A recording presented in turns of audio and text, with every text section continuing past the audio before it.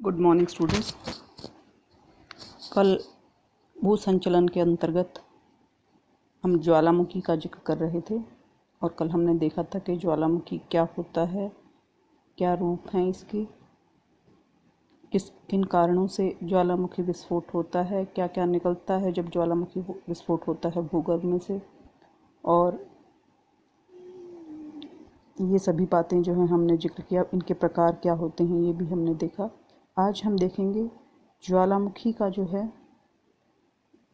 मानव पर क्या प्रभाव पड़ता है, मानव की गतिविधियों पर क्या प्रभाव पड़ता है।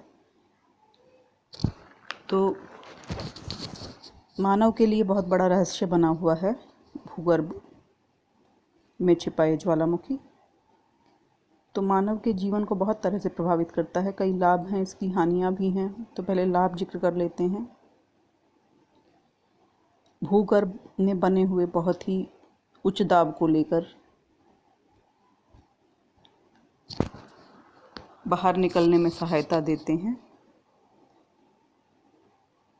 मटेरियल जो अंदर दाब बढ़ जाता है उसके कारण बाहर निकल आता है और अत्यधिक दबाव बन जाने के कारण जो है पृथ्वी के आंतरिक भागों में बहुत बड़े पैमाने पर हलचल हो सकती है और भयंकर स्थिति उत्पन्न हो सकती है।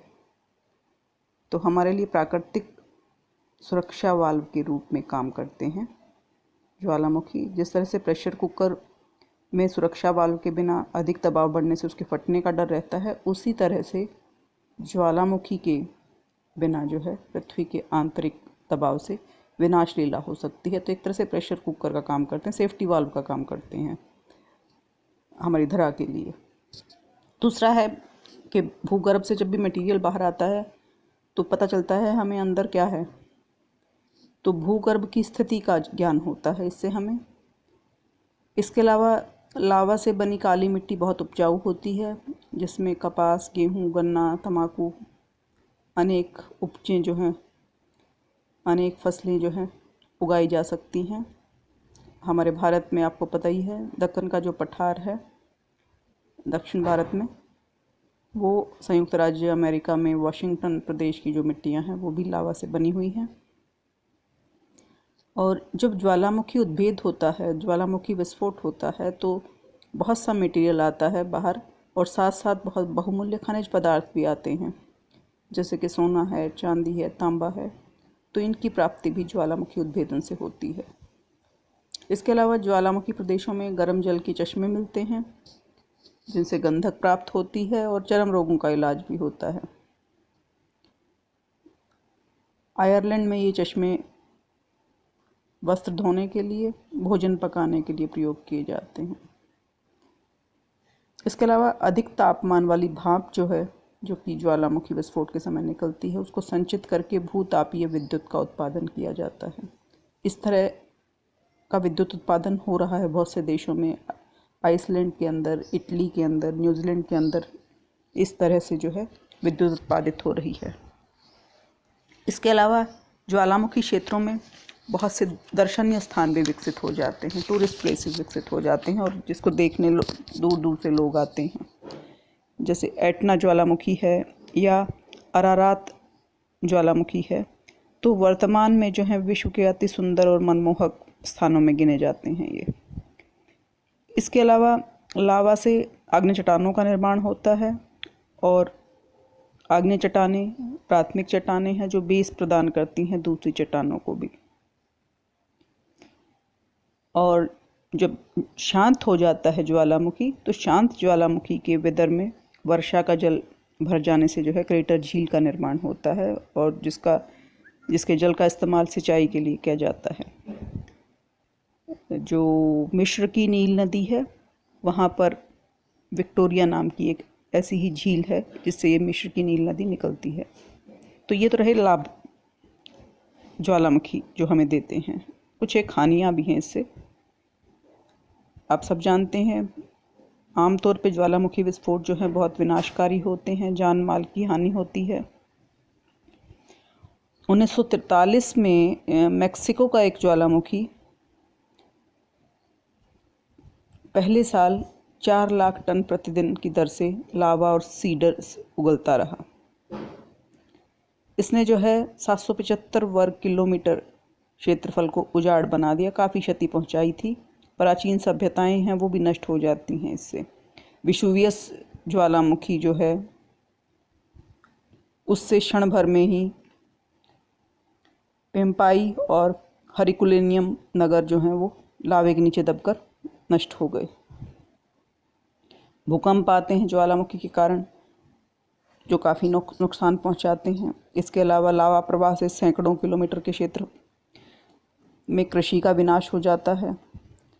अगर समुद्र की तलहटी पर यह विस्फोट हो रहा है तो समुद्री जल जीव जो हैं वो मर जाते हैं, और विस्फोट के समय जो है कई बार जहरीली गैसें भी निकलती हैं जो पर्यावरण प्रदूषण को बढ़ाती हैं। इसके अलावा भूखंड के मानचित्र का क्षण क्षण परिवर्तन हो जाता है। जैसे क्राकातोआ ताओ द्वीप पर जो है हुए ज्वालामुखी उद्भेदन से संपूर्ण अस्तित्व जो है द्वीप का ख़त्म हो गया था, तो वो नक्शे से जो है वो गायब हो गया था। तो इस तरह से हमें ज्वालामुखी लाभान्वित भी करते हैं और उनके नुकसान भी हमको भुगतने पड़ते हैं। अब साथ साथ ये भी देख लेते हैं कि ज्वालामुखियों का वितरण के विश्व में कहाँ कहाँ पे पाए जाते हैं। अधिकांश ज्वालामुखी समुद्री तटों के निकट या द्वीपों पर स्थित हैं, क्योंकि इन भागों में समुद्री जल के भूगर्भ में पहुंचने पर संभावनाएं जो हैं अधिक हो जाती हैं। और दूसरा प्रमुख क्षेत्र जो है वो है बलित पर्वतों का क्षेत्र। तो बलित पर्वतों के आसपास या समुद्री तटों के आसपास जो है ये ज़्यादा देखने को मिलते हैं, क्योंकि बलित पर्वतों के पास इसलिए ज़्यादा मिलते हैं क्योंकि इन क्षेत्रों में पर्वत निर्माणकारी हलचलों के कारण बड़े बलन के प्रदेशों पर भूपटल बहुत पतला या दुर्बल हो जाता है, तो वहाँ से इनको वीक पॉइंट मिल जाता है बाहर आने के लिए। सन 1500 से कुल 486 सक्रिय ज्वालामुखी जो हैं पाए गए हैं। और अगर मान लो प्राचीन काल में भी कुछ विस्फोटों को शामिल किया जाए तो सक्रिय ज्वालामुखियों की कुल संख्या जो है वो 522 है। प्रमुख ज्वालामुखी पेटियां जो हैं वो 3 हैं। सबसे पहली और सबसे प्रमुख है प्रशांत महासागरीय पेटी। इस पेटी में जो है 403 एक्टिव ज्वालामुखी हैं, सक्रिय ज्वालामुखी हैं। प्रशांत महासागर के पूर्वी और पश्चिमी तटों पर जो है बहुत बड़ी संख्या में ज्वालामुखी पाए जाते हैं। विस्तृत पेटी है ये, और इसीलिए इसको पैसिफिक रिंग ऑफ फायर भी कहा जाता है। दूसरे शब्दों में कहें तो प्रशांत महासागर का अग्निवलय कहा जाता है प्रशांत महासागरीय ज्वालामुखी पेटी को।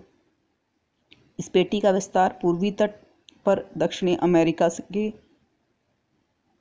अंतरीप हॉर्न से लेकर उत्तरी अमेरिका के अलास्का तक है, जबकि पश्चिमी तट पर इसका विस्तार जो है एशिया के पूर्वी तट के साथ साथ है। यहाँ पे जो है ये पेटी आपके जापान में क्यूराइल द्वीप समूह, जापान, फिलीपाइंस, पूर्वी द्वीप समूह तक फैली हुई है। दूसरी पेटी है मध्य विश्व पेटी या मिड वर्ल्ड बेल्ट। ये मध्य विश्व में यूरोप और एशिया के मध्यवर्ती भागों में आल्प्स और हिमालय पर्वत के साथ साथ पूर्वी पश्चिमी दिशा में फैली हुई है। और ये जो है मेडीरा और कनारी द्वीप समूह से शुरू होकर भूमध्य सागर, काकेशस, आर्मीनिया, ईरान, बलूचिस्तान से होती हुई हिमालय में प्रवेश करती है, हिमालय क्षेत्र में। और हिमालय को पार करके ये जो है यूनान, म्यांमार, अंडमान और इंडोनेशिया तक चली गई है। तो ये है मध्य विश्व पेटी।